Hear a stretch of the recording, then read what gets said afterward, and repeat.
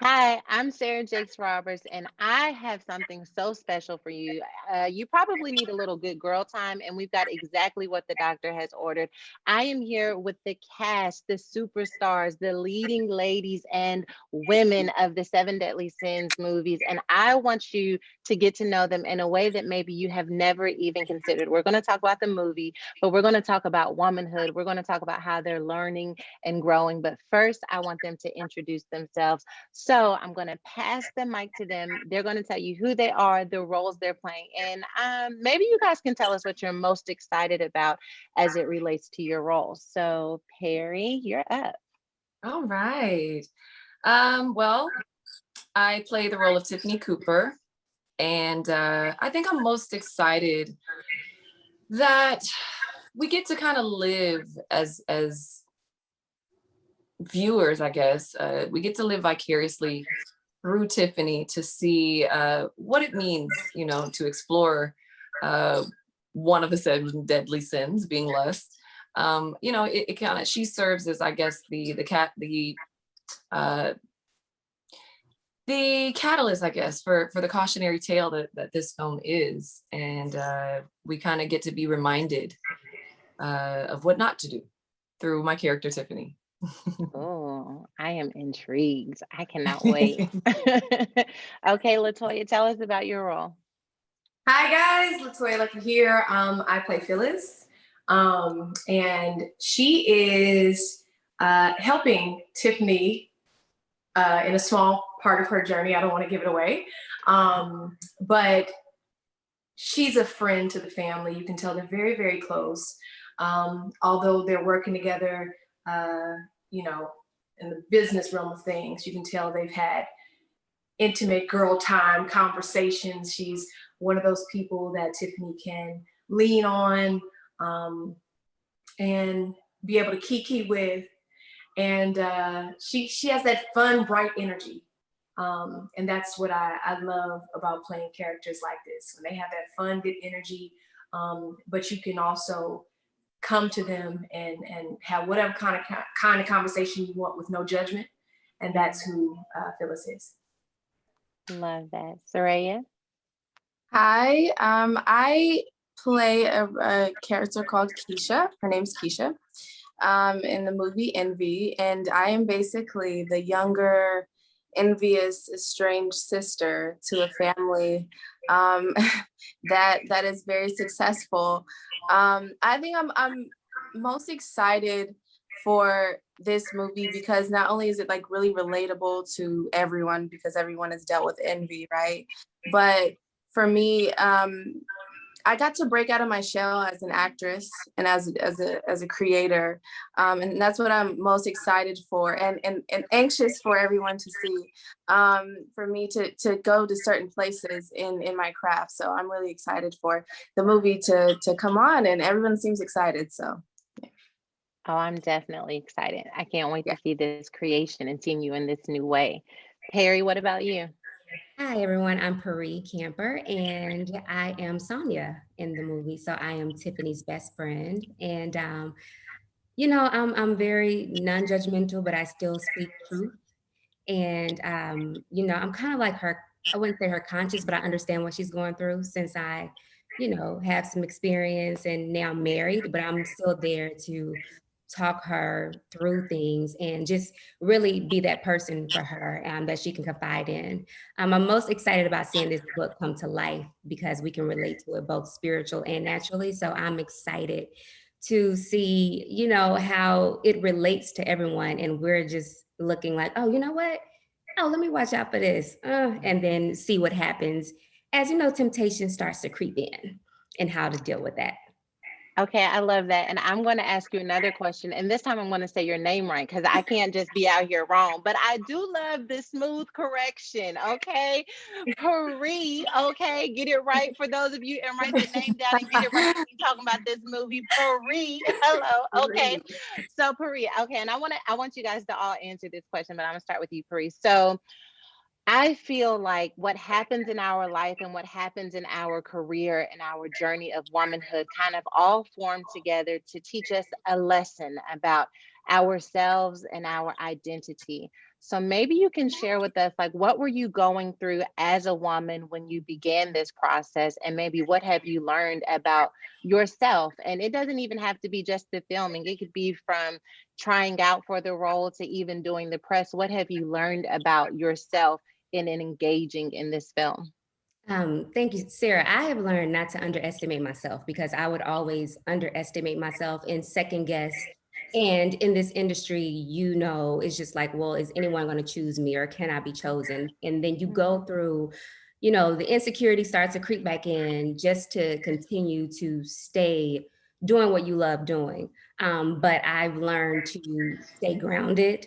I've learned to just stay committed, to understand that God has given me a gift. I do have a gift. And whether it's never shown, nationally or internationally, I'm still going to be thankful for that gift. And I still use that gift just as if it was for 1 or 1,000. So I really had to learn that and put that to use, because we can say it, but sometimes it's difficult. So just even with my tenacity and just, continuing to go and move and believe. So I definitely learned that about myself through the process and before the process. I love that so much. I've been out talking about my book that came out. And one of the things that I've learned about myself, even in the process, is that sometimes my hopes and dreams are hijacked by other people's markers of achievement. So I Yes. started with such purity when I was writing the book, and such purity when I started the movement. And yet, when I had handed it over to other people, they're like, we got to make the New York Times bestsellers list. We need to have this many amount of number of pre orders. And having my creativity hijacked by other people's markers of success was something that I was constantly pulling back to my core, so that I remember, like you did, that at the end of the day, this started pure and I Yeah. don't want it to become toxic by other people's pressures. And so I love that you share that. Serayah, you're helping us to understand envy in your role. And as Perri was talking, I was just thinking about our insecurities and how they're often rooted in comparison, right? I would have no reason to be insecure if I wasn't looking over at someone who seems so stable. Okay. Like Yeah. everyone else seems like they have it all together. Serayah, what do you think is like the fine line between, like, I can see and celebrate what's happening in someone else's life without making it a judgment on what's not happening in my life? That's such a great point, Sarah, because it's something that we all go through, especially when you're striving to do whatever it is that you want to do in your time here on this earth. There's always people that have more. There's always people that are doing, what you want to do or have what you want to have. I think the biggest thing for me in my life, seeing my friends achieve things and being, there and rooting for them and what they're doing, is just knowing that I can do it too. And I think that's the biggest thing, especially with envy or with jealousy, is kind of the absence of knowing that you can achieve the same thing or better. And I think for me, knowing how God works in my life, I just have to remind myself of that. And I'm good. And I could be happy, genuinely happy for another person without feeling, something's missing from me, or there's some sort of like scarcity feeling going on. So that helps me a lot, just knowing, that I can do it too. I'm on the right path. Everything works and timing, and what is yours, and it can't be taken away from you. Oh, that timing. I love that. Keri, can you Timing is a speak to big. that? Yeah, it's huge. It's huge.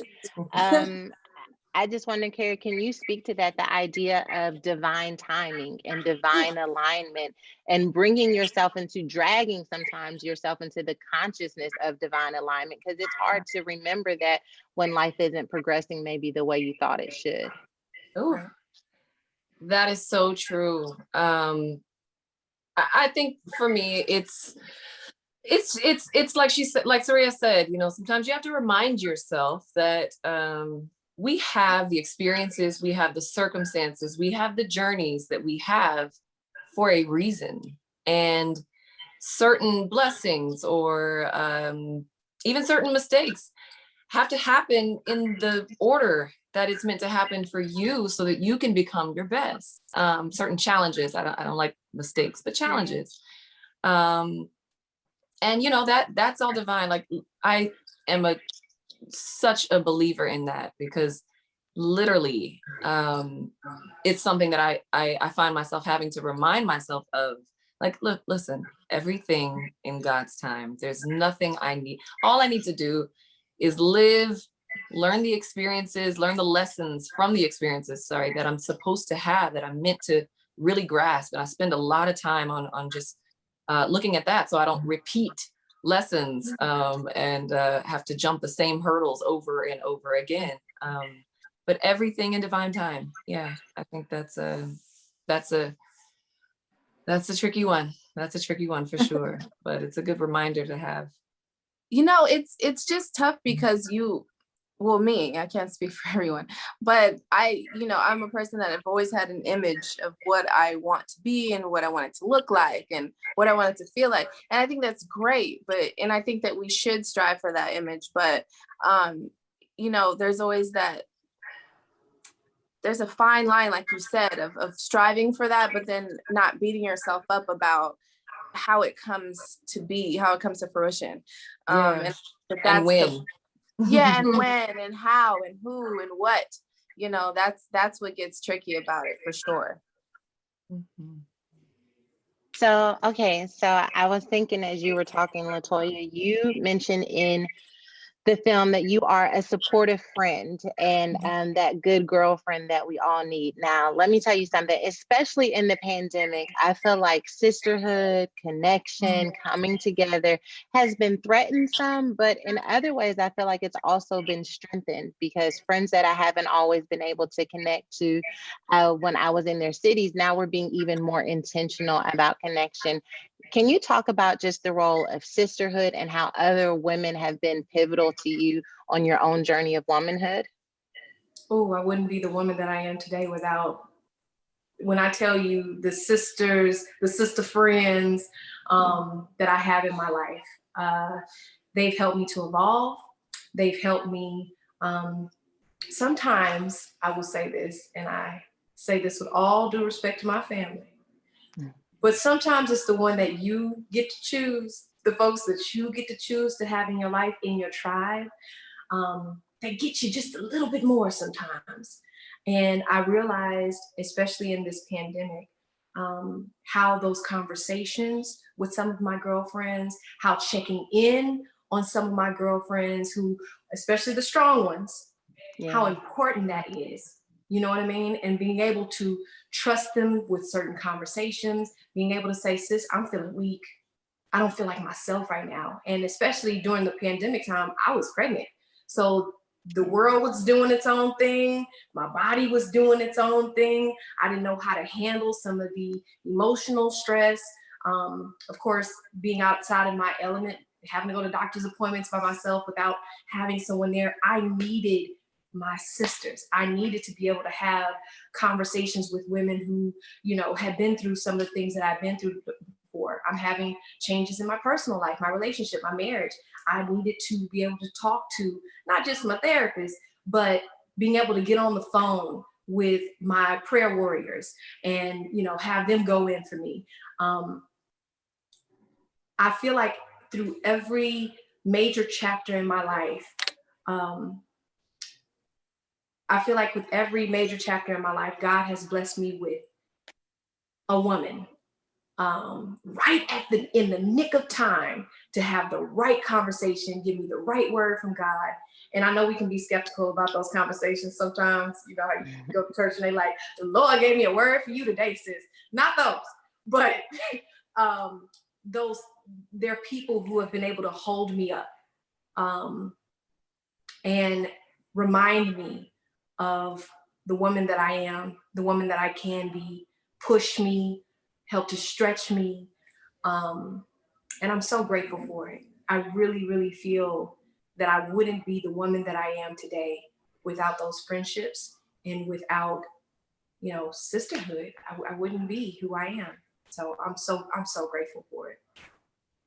I think it's so remarkable. I'm just like looking at all of your faces as Black women in entertainment, especially coming off of the heels of the pandemic, to be able to work in presumably a craft that you love in this space that you love. Like, what did it feel like to go from a place, if you're like me, like a lot of what I do was halted by the pandemic to an extent of, I don't know if we'll be able to do it again. And if I am able to do it again, I don't know if I'll be able to do it well, or if my voice is still what they will be looking for. And yet my book is coming out, right? And so, and it's like people are getting it, and that's great. And you guys landed these roles, and your movies are coming back, coming out, and you're functioning in your purpose. Like, what does it feel like to go from that place of, is there still going to be a space for me if and when the world opens up, to now I am standing in, the promise that was hanging over my life, even when I was afraid that there wasn't a place for me? And anyone can answer or jump in about that. I just want to kick it off by saying, look, man, God is really he's taking care of his people, and he's making it very, very clear. As they say, the pure-hearted always win in the end. I think it's what we're seeing, because all around me, I'm seeing it's harvest season for so many people. Yes, indeed. Absolutely. Yes.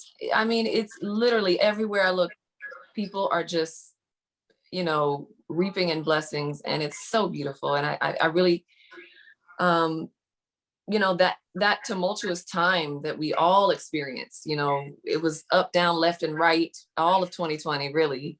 But out of that came so much beauty and so much success for a lot of people. People have been pivoting, and just literally blessings falling in people's lap. And I just feel like it's such a,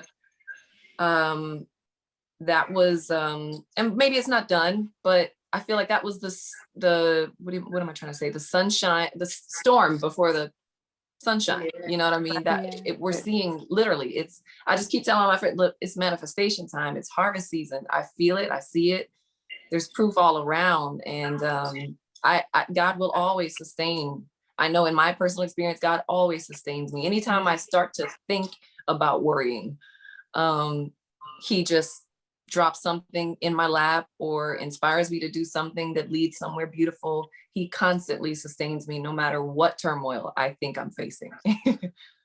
I think too, it's important, or what I learned in the pandemic, or the pandemic that we're still in, is to let go of the reins.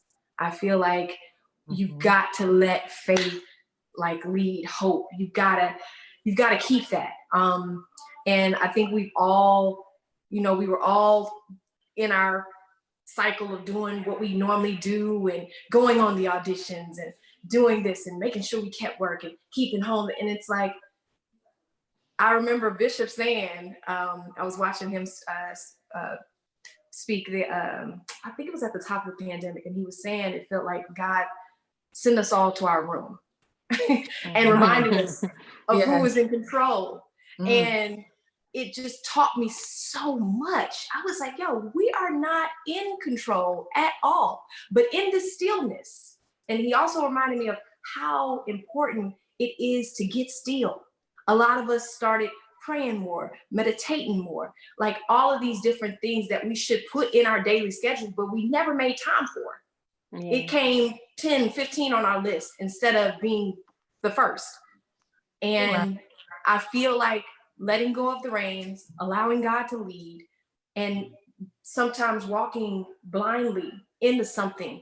And I feel like I've walked into my purpose, or I feel like I'm living more in my purpose now than I was before 2020, because I've just been allowing God to lead. Because at the end of the day, there was nothing else that we could do but have hope, but have faith, but be guided by God. So I think that in doing that, we're being rewarded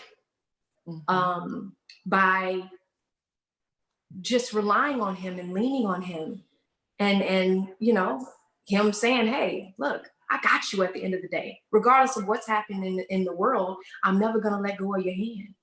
As long as you believe and keep your eyes on me, I got you.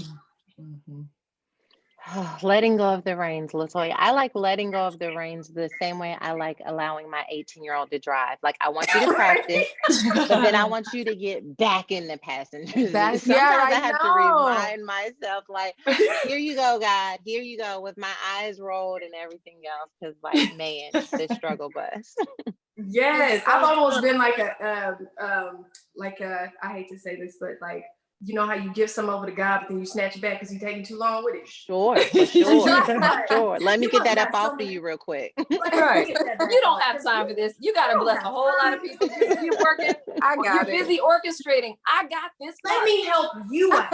Right. I'm gonna get this out your way. Yeah. Look, you never mind. I got it. And Right. he straight kicked that out the door. It was out of our hands. The world was dealing with something and is still dealing with something that is out of our hands, and we don't know how to act.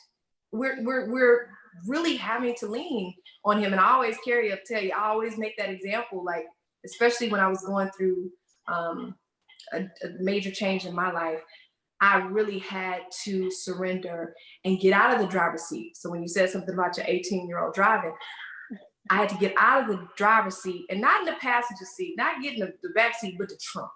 And allow God No to get in the access. driver's seat. Okay, no access. I need to be in the trunk of that thing and allow God to straight up get in the driver's seat, because that was the true definition of Jesus take the wheel. We will run ourselves into the ground trying to do something that we have no control of. So I agree. And like, I think to piggyback off of what you're saying, it's also given me so much peace, is what I'm so grateful for, is because when I am trying to control everything, I'm not as, when I am trying to control everything, I'm not as at peace with just the moment. I'm not in the moment. You know, you're not calling your family like you should be, or, you know, I was just going and going and going and worried about, you know, these milestones I'm trying to hit. And I think when God did, when you pull back the reins and you had to just let go, I think at the end of it into now this season, I'm just so grateful for that, because I'm able to just be in the moment and enjoy what's happening now, like right now. And I think that was a big lesson for me that I had to learn. Yeah, and that's good too, because LeToya, you were talking about control, and we're talking about control because, you know, I like to have control over my life, and not just over what's happening. When is this going to happen? What's going to happen? This is what it needs to look like. And listen, grew up in church, so know all about it, know all about allowing God to be God. But there's some times where I'm like, okay, you know, you just want to have control and know what the outcome is, what's going to happen out throughout the day. And during the pandemic, I was like, oh, so my arms are really too short to box with God. So this is really, I really have to just chill out for a second and seriously allow God to be God. And that what I believe in my whole heart, he was really trying to get me to just come back to my first love, come back to him. And we do it, you know, unbeknownst to us, because I'll get up, I'll check emails, I'll do this, I'll do that. But I'm like, oh, wait, I stopped spending time with him, at least giving 10 minutes or 15 minutes or doing devotion or anything. I stopped that because I felt like I became so busy, or everything else became a priority. And so it was just like, oh no, Perri, all I need you to do is just, you know, I need you to focus on me. And when that happened, the shift in me happened. Like I really did have peace. Serayah, as you were saying, I didn't have peace trying to figure it all out, because I really cannot do anything. It really is filthy rags over here. So I'm just like, girl, like chill out. So I really do agree. Like it's just more of a peace when you allow God to be God and allow him to be sovereign in who he is. So yeah, for sure. I love that piece. And in my book, I talk about the difference between self-care and soul care. And self-care, I talk about like getting your hair done, getting your nails done, going to the gym, those things that you need to do, they're legitimate. But soul care is that checking in with your soul. Like, what does my soul need today? What can my soul accomplish today? Because sometimes there's such a demand on our schedule that it's taxing to our soul and we don't even realize it. And I feel like these 7 deadly sins, I think it's so easy to fall into them when we aren't looking after our own soul. And I think we end up in situations where we are envious or we do have lust, because at the end of the day, our soul is aching. And so I wonder, ladies, like, when is the last time you intentionally checked in with your soul? This morning. Yeah. Just I finally got a moment to myself. The kids were still asleep, And, you know, of course I wanted to have my yoga mat and my candles and, you know, my music playing and whatnot. Honey, I slid right out of that bed and onto that floor. And I just sat in silence for a minute. And I was trying to connect, whether it was through meditation, whatever it was. I just wanted to hear what my soul needed. What you need, sis? What am I not doing right? How can I help to fulfill? How can I calm? What do you need?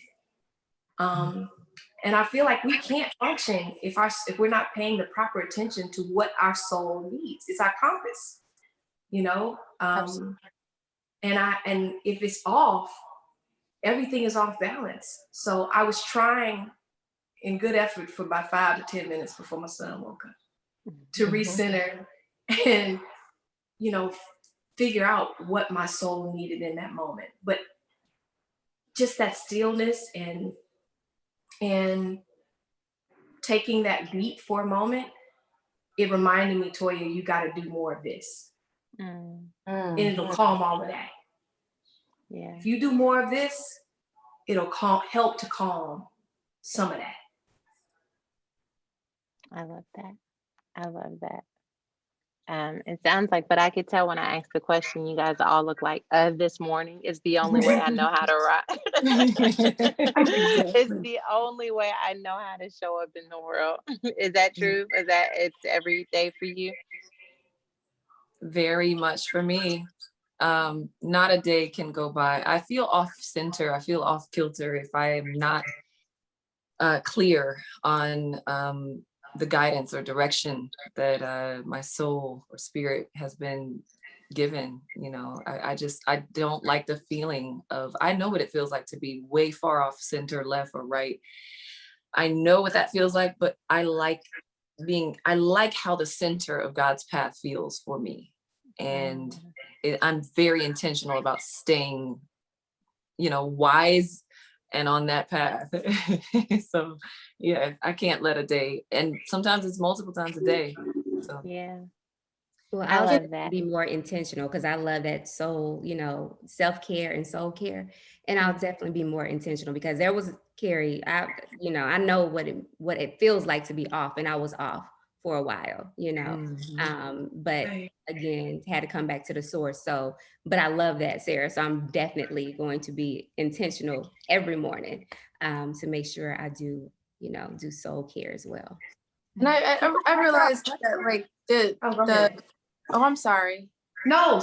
I was gonna ask y'all a question about that. Like, if you don't have time in the mornings or whenever, like, when do y'all find time to do this? Yeah, that's what I was gonna, because every day I don't wake up the same.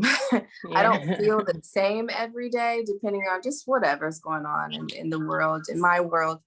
But there are moments where I am like, oh, I gotta do this, you know, I gotta get to the gym, I gotta do this by this time, I gotta get on the Zoom, I gotta, you know, and it's any moment for me that I can grasp onto, whether I'm in the shower, I'm in the car, you know, whether I can just look at nature or take a walk for a second, or just step outside, you know, my apartment and just look at cars go by.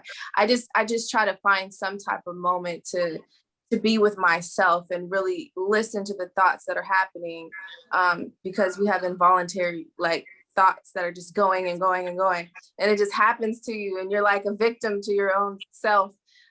So I just feel like anytime I can hear myself and I can really get in center with that, or like you said, LeToya, how you could just take like even just 5 minutes of just silence.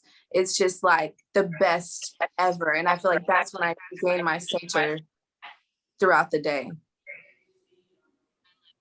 I'm better at center, LeToya. I think that's a great question because you know, there's always so much going on, and I have to like sometimes I have a feelings wheel, and sometimes when I don't know what I'm feeling, because sometimes all I feel is like I'm good, and like I'm good is not a feeling. So I like break out my feelings wheel and I identify like what is this that I am feeling. I'm feeling something. I just can't pinpoint what it is. And I use my feelings wheel, and sometimes I find out that I'm sad. sometimes I found out that I'm happy. Like I found out I was happy last week. And that sounds so silly because you should know where you are. But the truth is sometimes you literally don't know where you are. And so the more that I have explored and expanded my emotional vocabulary, it's helped me with soul care because now I'm able to better understand the condition of my being and how I'm showing up in the world. Um, I need a feelings wheel. I think we all need the feelings wheel. You're like, what's My wrong? therapist, I have one. I never look at it, but I do. I don't definitely know. check in. What'd you say, Serayah? Sometimes it's like, what's wrong? Nothing. And there's like, what's wrong? It's like, look, I don't know. Look, I don't listen. I'm trying to figure this out too. Like, Yeah, I think we're We can't always hear you, Sarah. conditioned to be Sarah. on. I can't hear. Is Sarah speaking? I hear Serayah, but I can't hear Sarah. oh no. Yeah, you're muted. Oh, Are you back on now? Her vibe. Can y'all hear her? can you No. guys hear me? Now we can. Now we can. Yeah. That's weird. My AirPod, I guess, decided to go into heaven. Oh. Right. That's all right. That's all right. I was like, I see her mouth moving. But I hear Serayah. It's all right. I was just going to harass everyone with my feelings wheel, but I will save that for the next conversation. Is it in the book? Is the feelings wheel in the book? The feelings wheel is not in the book, Okay, but it okay. should have been in the book. Next book. Wait, is it an actual we have It's like an actual wheel, and it's got like the core happy, sad, angry, afraid feelings, and then it breaks down. So I knew I was happy the other day, but then it broke it down, and it was like I felt valued and respected, and like that was heavy because like who feels those things? I need a feelings wheel. Me too. I'm going to send it to you guys on Instagram. Okay, I have one more question before you guys go. If you were friends with your character that you play in the movie, what would you tell her that you hope that she would listen to and then change her path?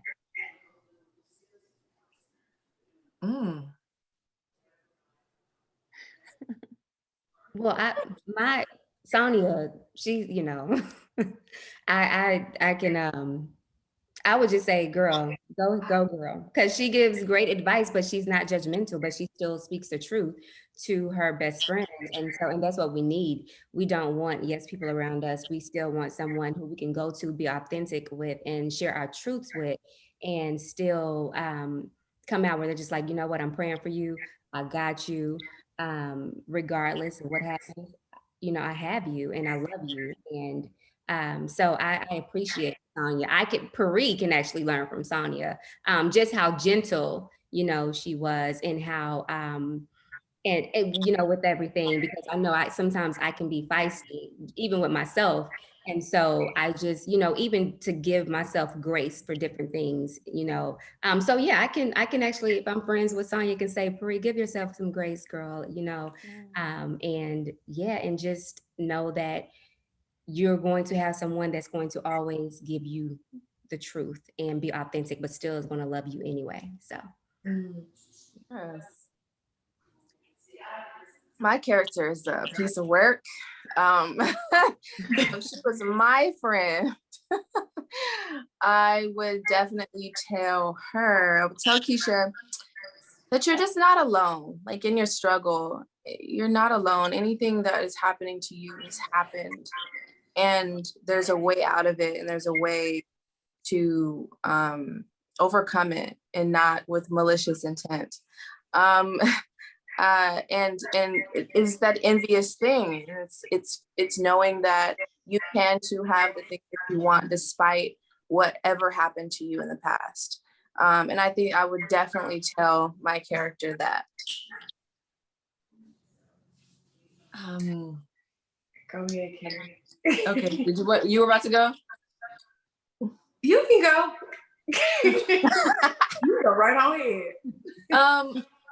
See, I look at my character a little bit differently, I think, than viewers may on the surface. When I broke down this character, Tiffany Cooper, What some people see is that she was looking to this other man to fill a void, which happened to be a very surface thing like sex. But in my view, Tiffany really wanted to be seen by her man. And it's not just his fault that he didn't see her. It's her fault for not communicating. I'm explaining this so I can get to the advice that I would give her, but it was also her fault for not showing him truly who she was. She was okay with playing this role, just fitting in, wearing the ill-fitting jacket just to have this quote unquote good man. But just because he's a good man doesn't mean he's your good man. Just because it looks great on paper. And, I've got my best friend, Serayah Perri, who's telling me how good of a man he is. But, you can enter things with good intentions and still it not be the best road. And I would tell Tiffany, to fight for your authenticity. Let him see who you are. You can't expect someone else to love and accept you and stay with you if they truly don't know who you are. You got to show people your truth and let them decide whether or not they want to become your partner, given the truth of who you are. So her fear didn't allow her to do that. And I would just, be that friend that's just kind of like coaxing her into like, girl, nuh-uh, take that dress off. Please wear sweatpants today. Take the makeup off. Stop trying to, why are you talking different around him? Which she does in the film. She talks one way around her friends. She talks a totally different way in front of him. And I'd be that nagging friend who's just like, girl, stop. You're being phony. Cut it out. Yeah, I love that. Now I'm gonna start calling out people when their voice changes.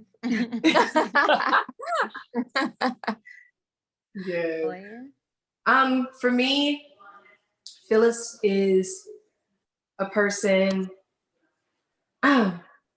Phyllis is a person, like I said, that you can lean into, shoulder you can lean on, and she has that instinct, like, okay, something's off. Talk to me. And I would definitely tell her to keep going with your gut. Keep checking in on the ones that you love. If God puts someone on your heart, it's not for no reason. So trust yourself, trust your gut, and